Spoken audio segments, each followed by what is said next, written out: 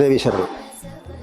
2025 ഫെബ്രുവരി 28 രാവിലെ 9 മണിക്ക് സമൂഹ പൊങ്കാലയോടുകൂടി ക്ഷേത്ര ഉത്സവം ആരംഭിക്കുകയാണ്. മാർച്ച് 9 ഞായറാഴ്ച പര്യവസാനിക്കും. ഈ മാർച്ച് 9 രാവിലെ 4 മണിക്ക് ശയനപ്രദക്ഷിണം. എല്ലാ വർഷത്തെ പോലും ഈ വർഷവും പൂർവാധികം ഭംഗിയായി 6 സ്ഥലത്തു നിന്നാണ് ഈ ക്ഷേത്ര സന്നിധിയിലേക്ക് ശയനപ്രദക്ഷിണം വന്നു ചേരുന്നത്. ഈ വർഷത്തെ കൊടുമൂട്ടിൽ ക്ഷേത്രോത്സവം വിപുലമായ തയ്യാറെടുപ്പോടുകൂടിയാണ് നടത്തുന്നത്.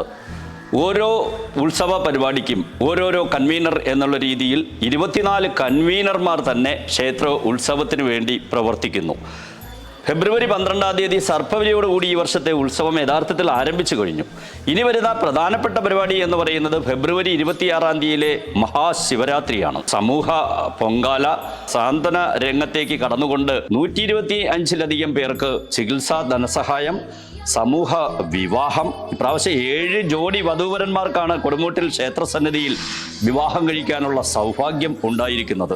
സർവമത സമ്മേളനം, മുൻ വർഷങ്ങളിൽ നടത്തിയിരുന്ന സർവമത സമ്മേളനം ഇപ്രാവശ്യം വീണ്ടും നടത്തപ്പെടുകയാണ്.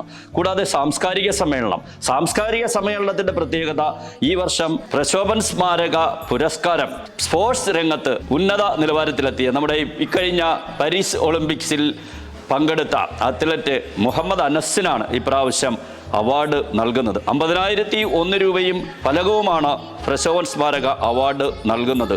കൂടാതെ ഗജമേളയുണ്ട്, പടയണിയുണ്ട്, മുടിയേറ്റുണ്ട്, അങ്ങനെ തുടങ്ങി നിരവധി പരിപാടികളിലൂടെയാണ് ഇപ്രാവശ്യത്തെ കൊടുമുട്ടിൽ ക്ഷേത്രോത്സവം കടന്നുപോകുന്നത്. നമസ്കാരം, ഞാൻ ബിജു. കൊടിമുട്ടിലമ്മയുടെ തിരുവുത്സവവുമായി ബന്ധപ്പെട്ടുള്ള സമ്മേളനങ്ങളുടെ കൺവീനർ ഞാനാണ്. നമുക്ക് ഈ വർഷം 4 സമ്മേളനങ്ങളാണ് നമ്മൾ ഉദ്ദേശിക്കുന്നത്.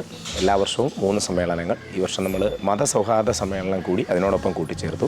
നമ്മുടെ ആദ്യ സമ്മേളനം നമുക്ക് ചികിത്സാ ധനസഹായ വിതരണവും അതുമായി ബന്ധപ്പെട്ടുള്ള സമ്മേളനവുമാണ്. രണ്ടാമത്തെ സമ്മേളനം നമുക്ക് സമൂഹ വിവാഹവുമായി ബന്ധപ്പെട്ടുള്ള സമ്മേളനമാണ്. മൂന്നാമത് നമ്മൾ മതസൗഹാർദ്ദ സമ്മേളനം കൂടി ഇത്തവണ കൂട്ടിച്ചേർത്തു. നാലാമത് ഏറ്റവും പ്രധാനമർഹിക്കുന്ന സാംസ്കാരിക സമ്മേളനവും പ്രശോഭസാറിൻ്റെ പേരിലുള്ള പുരസ്കാര വിതരണവും ഉൾപ്പെടുന്ന സമ്മേളനങ്ങളാണ്. ഈ സമ്മേളനങ്ങളെല്ലാം നമുക്ക് വൻപിച്ച വിജയമാക്കി തീർക്കണം. ഈ വർഷവും കൊടുമുട്ടിലെ ഉത്സവ അന്നദാന കൺവീനറായി എന്നെ തന്നെയാണ് തിരഞ്ഞെടുത്തിരിക്കുന്നത്.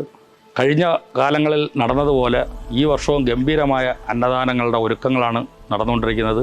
ഈ വർഷം 1-ാം തീയതി മുതൽ 9-ാം ഉത്സവം വരെയും അന്നദാനം ഉണ്ടായിരിക്കുകയാണ്. അതല്ലാതെ തന്നെ ശിവരാത്രി 26